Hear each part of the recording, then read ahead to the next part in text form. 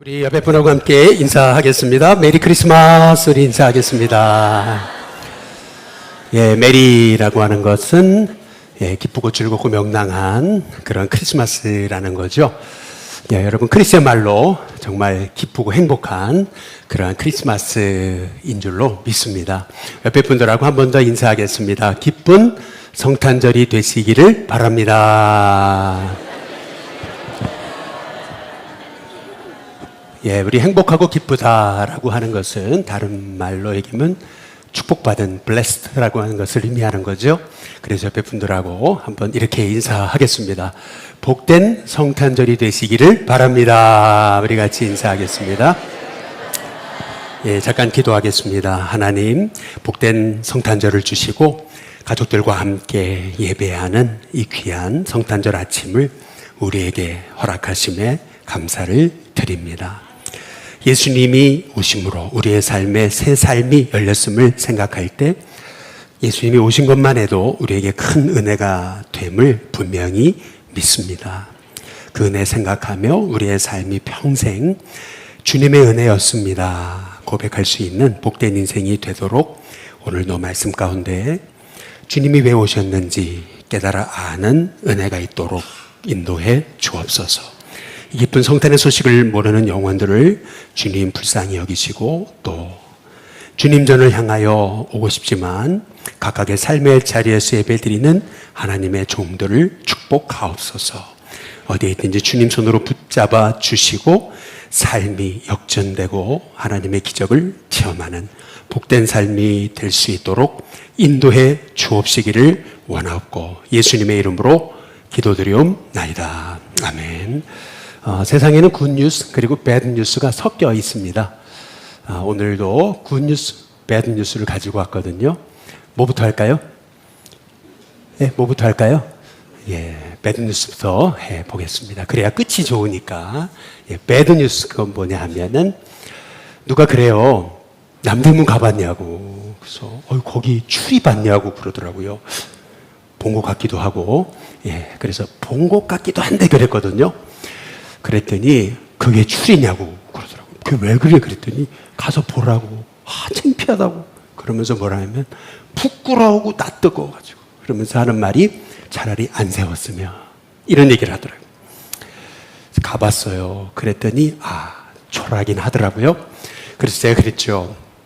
굿뉴스가 있다고 저 시청에 가보라고. 그러면 그 추리 봤냐고. 봤다고. 멋있지 않냐고. 멋있다고. 그런데 그 추리는 좀 다른 추리와 다르다고 제가 그랬어요. 그래서 왜 그러냐? 그래서 제가 얘기해 줬죠. 그 추리는 십자가가 걸려 있다. 이렇게 얘기를 했습니다. 근데 십자가가 걸릴 수 있었던 이유를 아세요, 여러분? 그 이유가 있어요. 그게 뭐냐면 시청 앞에 추리는 정부의 돈으로 세운 게 아닙니다. 시청 앞에 추리는 한 교회가 세운 거예요. 한 교회. 어떤 교회일까요? 중구에 있습니다. 영락교회인 거죠. 제가 중국 교구협의 회장으로 있을 때 들은 얘기예요. 그 추리를 매년 크리스마스 때마다 세우잖아요. 그런데 그 추리를 드는 예산이 억대입니다. 그게 그래 보여도 억대로 세운 겁니다. 그러니까 그게 보기가 이제 좋은 거죠. 근데 제가 교구협의 회장으로 있으면서 깨달은 건 뭐냐 하면 때마다 이웃 나눔을 합니다. 중구에서. 그런데 그 예산을 누가 다 됩니까? 90%는 다 영락교에서 되는 겁니다. 그 행사들을 진행하면서 제가 깨달은 게 있어요. 그게 뭐냐 하면 한 교회의 영향력입니다. 한 교회의 영향력. 저는 그런 생각을 해봤어요. 참 한경직 목사님이라는 분이 대단한 분이었구나. 그런데 그런 생각을 해봤어요. 그분 돌아가셨잖아요. 그런데 후대가 그걸 하고 있잖아요. 그래서 제가 깨달은 게 있어요. 아무리 좋은 일도 혼자는 못해요. 지지하는 사람이 있어야 되는 거죠. 예를 들면 이런 겁니다. 손을 딱 내밀었어요. 잡아줘야지. 잡아줘야지. 그렇죠? 마찬가지예요. 예수님은 죄인된 우리를 살리시려고 이 땅에 오셔서 우리에게 손 내미신 겁니다. 구원의 이 손 잡으라고. 그런데 예수님의 이 성탄절이 의미가 있으려면 어떻게 돼야 되는 거죠? 내가 그 손 잡아야 됩니다. 내가 그 손을 잡는다는 말은 무슨 말이냐 하면 내가 그분을 나의 구주와 주님으로 영접하는 거죠. 그랬을 때 성탄의 복이 나의 복이 됩니다. 그랬을 때 그게 진정한 메리 크리스마스고 진정한 그게 해피 크리스마스고 그게 진정한 블레스드 크리스마스가 되는 겁니다. 제가 홍천에서 처음 목회를 할 때 홍천강 앞에서 목회를 했습니다. 홍천강 아름답습니다. 한번 가보십시오. 정말 멋있습니다. 굉장히 아름다운데 저는요 홍천강을 생각하면 안타깝습니다. 공공연한 비밀이 있습니다. 여러분 그거 있잖아요. 그랜드 캐니언에 가면은 경비행기 타거든요. 그런 거 타면 안 돼요. 공공연한 비밀. 그건 뭐예요? 언제 바람이 불지 언제 떨어질지 모르는 거예요. 공공연한 비밀. 그것은 뭐냐 하면은 네팔 같은데 경비행기 타면 안 돼요. 언제 떨어질지 모르는 거예요. 공공연한 비밀. 여러분 그것은 뭐냐 하면은요. 그 홍천강에서 제가 목회를 했잖아요. 매년 10명에서 13명씩 익사해 죽습니다. 모르는 거에 들어갔다 죽는 거예요. 물이 도니까. 한 번은 동생이 물에 빠졌어. 그러니까 형이 말해요. 살리려고 뛰어들어갔어요. 그런데 문제는 형이 수영을 못한다. 결국 어떻게 됐을까요? 동생은 살았어요. 형은 죽었어요. 여러분 잘 보세요. 안 뛰어들어갔더라면 살았을 거 아니겠어요. 참 안타까운 거예요. 근데 사실은 죽어가는 동생을 보면서 어떻게 안 뛰어들어가요? 여러분 계산을 할 시간이 어디 있습니까? 살려야 된다는 생각밖에 없는 거죠. 죽을 거 알고도 뛰어든 겁니다. 결국에는 뭐예요? 사랑 때문인 거거든요. 우리 예수님도 이 땅에 오셨잖아요. 모르고 오신 게 아닙니다. 알고 오신 거예요. 다 아셨습니다. 이 땅에 얼마나 죄가 가득한지 그리고 멸시와 천대가 있을 것이라는 거 아셨고요. 뿐만 아니라 조롱과 핍박이 있었을 것을 아셨던 거죠. 뿐만 아니라 심지어는 여러분 믿는 자들조차도 예수님 배신하고 이용할 것을 아셨음에도 오신 겁니다. 왜요? 여러분 모르고 오신 게 아니죠. 사실은요 우리를 살리시려고 자기는 죽고요 우리를 살리시려고 예수님이 오신 거죠. 놀랍게도 하나님의 아들이신 예수님은 우리를 위해 십자가에 죽으셨지만 3일 만에 부활하셔서 지금도 살아계심을 믿습니다. 그래서 예수님 안에 있을 때 우리의 삶은요 완전 새로운 시작이 되는 겁니다. 그래서 오늘 너무 길어서 다 읽지는 못했는데 사실 오늘 말씀은 여기서부터 시작되는 거예요. 마태복음 1장 1절입니다. 이렇게 얘기합니다. 마태복음 1장 1절은 아브라함과 다윗의 자손 예수 그리스도 계보다 이렇게 얘기합니다. 계보라는 말은 한번 따라해 보겠습니다. 족보. 아브라함과 다윗의 자손 예수님의 족보다 이렇게 하면 될 것을 왜 계보라는 어려운 말을 썼을까요? 이 계보라는 말은 헬라어로 제네시스라는 말입니다. 제네시스라는 말의 성경적인 헬라어 원어의 뜻은 이겁니다. 기원, 시작, 창조라는 뜻이 있습니다. 다시 말하면 예수님 안에 있으면 우리는 새 삶을 삽니다. 예수님 안에 있으면 우리는 다시 시작할 수 있습니다. 예수님 안에 있으면 우리의 삶은 새로운 창조의 역사가 시작되는 것입니다. 그래서 그 다음 말씀을 보시면 네 가지 차원에서 이제 말씀을 하고 있는 겁니다. 그게 족보입니다. 먼저는 사람의 족보는 사망의 족보입니다. 스토리는 과거 이야기입니다.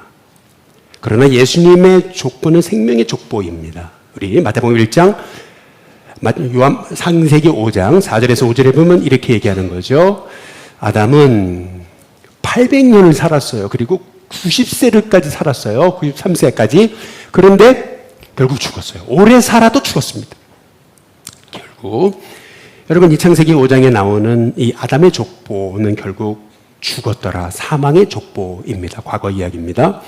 그런데 예수님의 족보는 다릅니다. 마태복음 1장 2절에 보면 이렇게 아브라함은 이삭을 낳고, 이삭은 야곱을 낳고, 야곱은 유다와 그 형제를 낳고, 계속 낳고 죽었더라가 없습니다. 무엇을 의미합니까? 결국 예수님 안에 있으면 우리의 삶에는 영원한 생명이 있습니다. 예수님 안에 세상은 알 수 없는 영생의 비밀이 있습니다. 그래서 성경은 말하고 있는 겁니다. 예수님 안에 와야 된다고, 그 손 잡아야 된다고. 그러면 너희들이 알 수 없는 그런 놀라운 새로운 삶이 시작되는 거다 라고 말씀하는, 그 새로운 삶의 출발점은 어디 있냐면 내 안에 예수님의 생명이 임하는 거죠. 그런데 보통 우리의 족보는 이런 거잖아요. 그 PR이라는 말이 그런 얘기를 하더라고요. 피할 것은 피하고 알릴 것은 알리고. PR이 그런 거라더라고요. 그런데 족보도 마찬가지 아니겠어요? 우리 이씨 가문이를 하면은 예를 들면 이런 거죠. 이순신은 부각을 해야죠. 이완용은 딱 가려야죠. 그런데 오늘 성경에 보면 마태복음 1장 6절에 보시면 이렇게 말씀하죠. 다윗은 우리아의 아내, 딴 남자의 아내에게서 솔로몬을 낳았다. 아니, 너무 부끄럽잖아요. 감추고 싶잖아요. 근데 이거를 꼭 자랑인 양 드러내고 있습니다. 성경은. 무엇을 의미합니까? 예수님 앞에 나오면 용서받지 못할 죄인은 없다. 누구든지 새로워질 수 있다.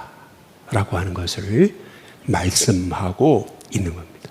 새로워지는 정도가 아니고 다윗과 같은 하나님 마음에 합한 존귀한 사람, 복된 사람이 될 수 있다. 여러분, 이것을 말씀하고 있는 겁니다. 그래서 예수님 손 내미시는 겁니다. 내 손 잡으렴 말씀하고 계시는 거죠. 그리고 세 번째, 이 족보의 의미가 있습니다. 여기 족보에는 5명의 여자가 나옵니다. 그런데 정확히 말하면 4+1입니다. 5명인데 왜 이렇게 말하는 거냐면 4명은 다 이방인입니다. 그리고 1명은 비천한 여성입니다. 뭘 의미합니까? 예수님은 유대인의 구원을 위해서만 오신 게 아닌 겁니다. 예수님은 특별한 사람을 위해서만 오신 게 아닙니다. 예수님은 이 땅의 모든 영혼의 구원을 위해서 우리에게 오셨다. 모든 사람을 위해 이 구원의 축복을 주시기 위해 우리에게 오셨다라고 하는 것을 말씀하고 계시는 거죠. 그런데 실은 많은 사람들이 이 예수님의 족보의 비밀에 관해서 모르는 게 한 가지가 있습니다. 이 네 번째입니다. 이 네 번째를 잘 모릅니다. 그게 뭐냐 하면은 이 족보에는 엄청난 반전이 있습니다. 이야, 완전히 반전이죠. 영화를 보게 되면 우와, 갑자기 확 반전되는 거 있잖아요. 근데 이거 똑같습니다. 그게 뭐냐 하면은 마태복음 1장 한번 2절을 보시면 이렇게 합니다. 남자가 낳고 아브라함 남자입니다. 이삭 남자입니다. 야곱은 남자입니다. 계속 남자가 낳습니다. 아니, 여자가 낳잖아요. 근데 남자가 낳아요. 남자가 낳고. 그런데 놀라운 게 있어요. 반전이 있습니다. 이 족보의 끝은 다릅니다. 어떻게 달라지는 거냐면 1장 한번 16절을 보면 이렇게 얘기하죠. 마리아에게서, 여자에게서 그리스도라 칭하는 누가 태어나세요? 예수님이. 예. 여러분, 예수님 앞에 와야 우리 인생은 반전이 있습니다. 어떤 반전입니까? 이 땅에서는 죄의 값은 사망입니다. 우린 죽을 수밖에 없습니다. 마지막 순간에 가보면 죽음이 얼마나 두려운지 알 수 있습니다. 그런데 마지막에 반전이 일어납니다. 어떤 반전입니까? 천사들이 찾아와서 나를 하나님 품에 인도합니다. 영원한 하나님 나라에 인도하시는 반전입니다. 엄청난 반전이 일어납니다. 뿐만이 아닙니다. 예수님 앞에 올 때 여러분, 내 삶은 엄청난 반전이 일어납니다. 인생이 두려웠습니다. 그런데 예수님을 주인으로 모시니까 두려움이 사라집니다. 늘 외로웠습니다. 그런데 예수님을 영접하니까 늘 나와 함께 하시는 예수님을 알게 됩니다. 담대함이 생깁니다. 여러분, 이러한 비밀을 알게 하시려고 예수님이 오신 겁니다. 이게 성탄절의 의미입니다. 어떻게 해요? 오늘 마태복음 1장 이제 족보 바로 뒤에 이런 말씀이 나오죠. 21절입니다. 우리 같이 한번 읽어보시겠습니다.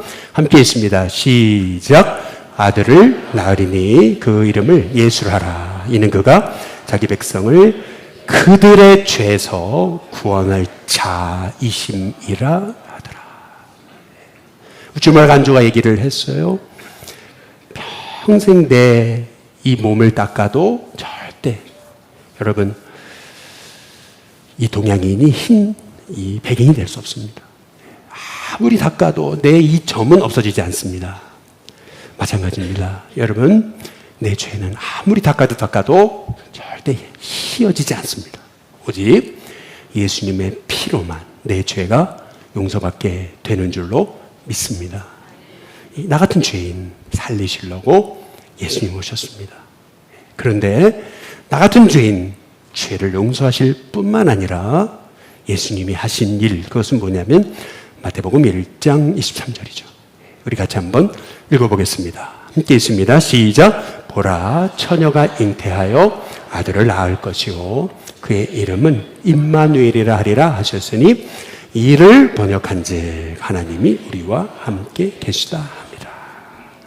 죄인을 구원하실 뿐만 아니라 우리와 함께 하시려고 우리 예수님이 사람의 몸을 입고 이 땅에 오신 것 뿐만 아니라 십자가에 죽으시고 부활하신 다음에 예수님은 지금도 사셔서 우리와 함께 하신다. 여러분, 이것이 바로 예수님이 우리에게 오신 목적인 것입니다. 그런데 우리는 착각하기 쉽습니다. 그것은 뭐냐면 내가 괜찮은 사람이니까 주님이 함께 하시고 내가 믿음이 좋으니까 함께 하시고 내가 죄 안 지으니까 주님이 함께 하시는 걸로 착각합니다. 그거 아닙니다. 어떻게 알 수 있어요? 마태복음 1장에 보면은 의심하고 의아해하는 그 요셉의 가정에서 마리아를 통해 예수님이 나시죠. 근데 이게 마태복음 28장에 가서도 똑같습니다. 어떻게 되는 거냐면은 마태복음 28장 17절을 보시면 이렇게 얘기하는 예수를 배웠고 경배합니다.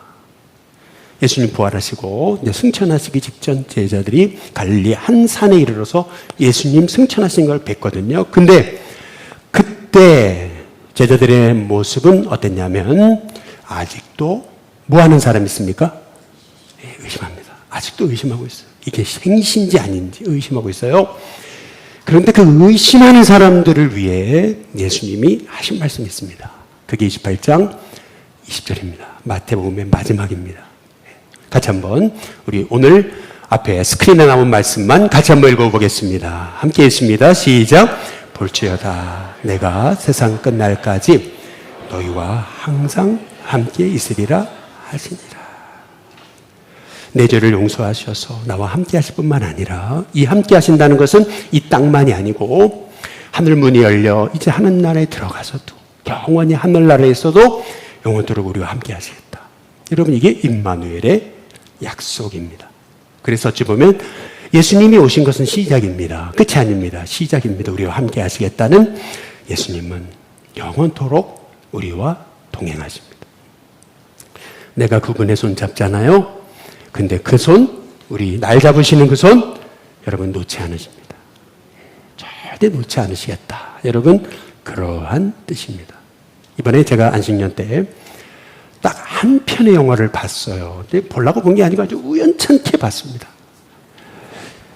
뭐 시간이 없어가지고 한 번에 다 본 것도 아니에요. 뭐 여러 번 나눠서 봤는데 제 마음속에 확 다가왔던 한마디가 있었어요. 여러분, 혹시 군도라고 하는 영화를 보셨습니까? 강동원 씨가 서자로 나오는 그러한 영화인데요. 예, 됐습니다. 그런데 서자로 태어났잖아요. 신분을 바꿀 수가 없어요. 어떻게든 내가 이 신분을 벗어나려고 양반인 아버지한테 너무 목을 맨 거죠. 아주 조선 최고의 검술사가 됐습니다. 뭐 당해낼 사람이 없습니다. 그런데 아버지가 인정 안 해주죠. 아주 폐인이 됩니다. 아주 악인이 됩니다. 마지막 딱 아버지하고 마지막 장면입니다. 이제는 아빠가 인정해 주겠지. 근데 아버지가 뭐라는 줄 아세요? 거기 보면 이렇게 나옵니다.